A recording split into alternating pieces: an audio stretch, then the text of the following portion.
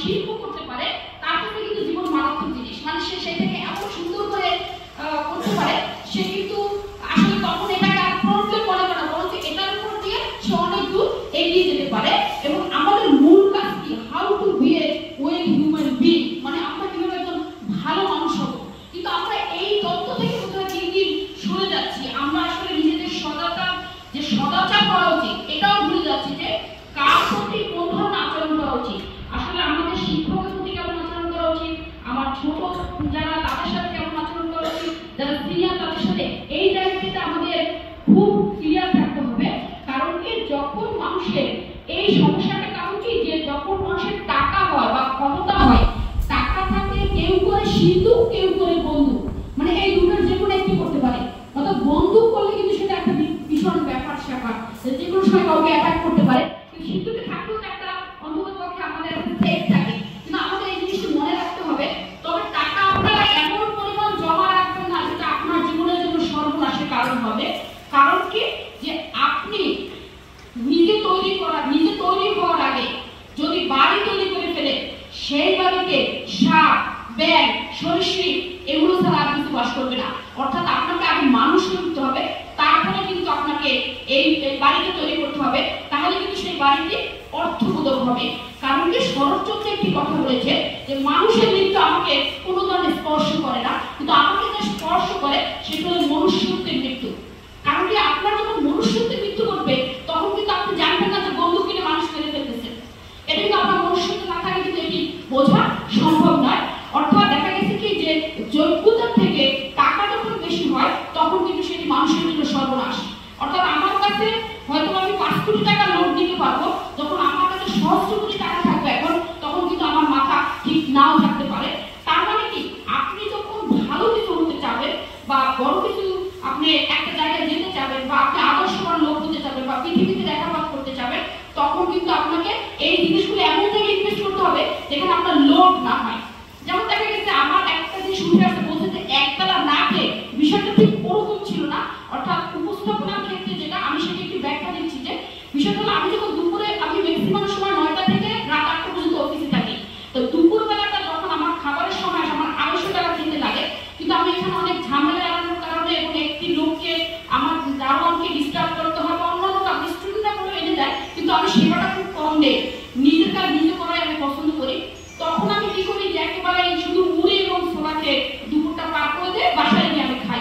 বিষয়টা তাই, কিন্তু ওই টাকাটি চলে যায় আমার সেবা পেতে। এটা হলো একবেলা না খাওয়ার জন্য কি সেটা।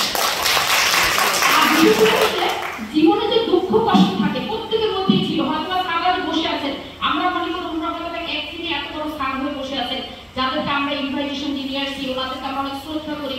আমরা আমাদের যতই কষ্ট, ওনাদেরকে যেভাবে সেফটি কিন্তু আমাদের আবার ফেরত পাঠাতে হবে, এই জায়গাটা কিন্তু আমরা স্টে করি।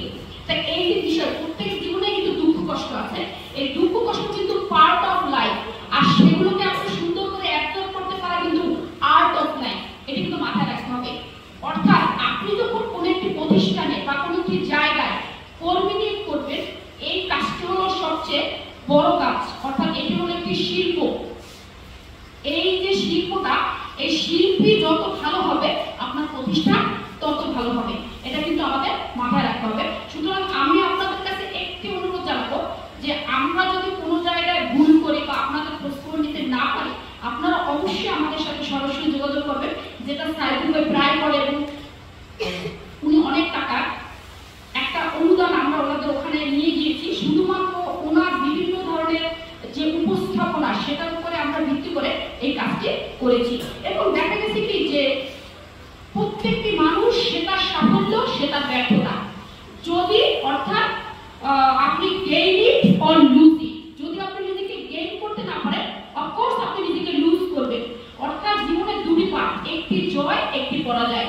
যে জয় নিয়ে আসতে পারবে না দিয়ে, সে কিন্তু অবশ্যই কি হবে, পরাজিত হবে।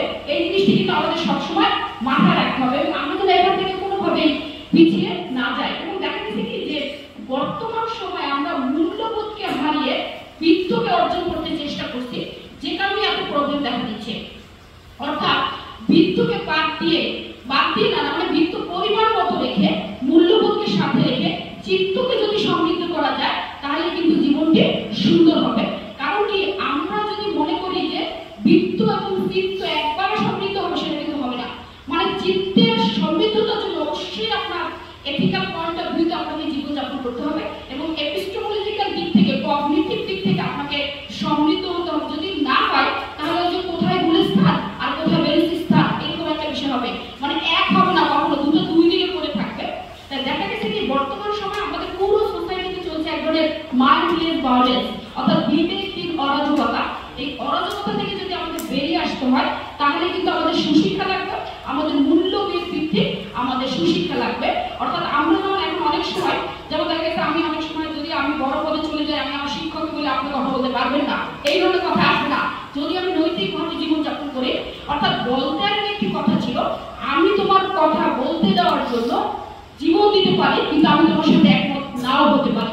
এখন আমরা এই বিশেষজ্ঞদের কথা, এই যারা নাম করা দার্শনিক বা রাষ্ট্র দার্শনিক, তাদের কথা একদমই কানে তুলি না, যে কারণে কিন্তু আমাদের এখন প্রবলেম হচ্ছে, আমরা কাউকে কথা বলতে দিচ্ছি না, কাজ করতে দিচ্ছি না, আবার বলি যে বৈষম্যহীন সমাজ করবো, এগুলো হয় না।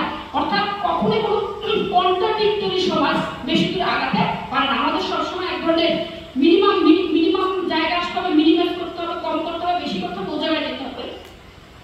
এক কথা হলো, যদি আমরা অসহায় সহায়, নিরুপায় উপায়, দয়া সিন্ধু এবং বিপদের বন্ধু যদি না হতে পারি তাহলে কিন্তু আমাদের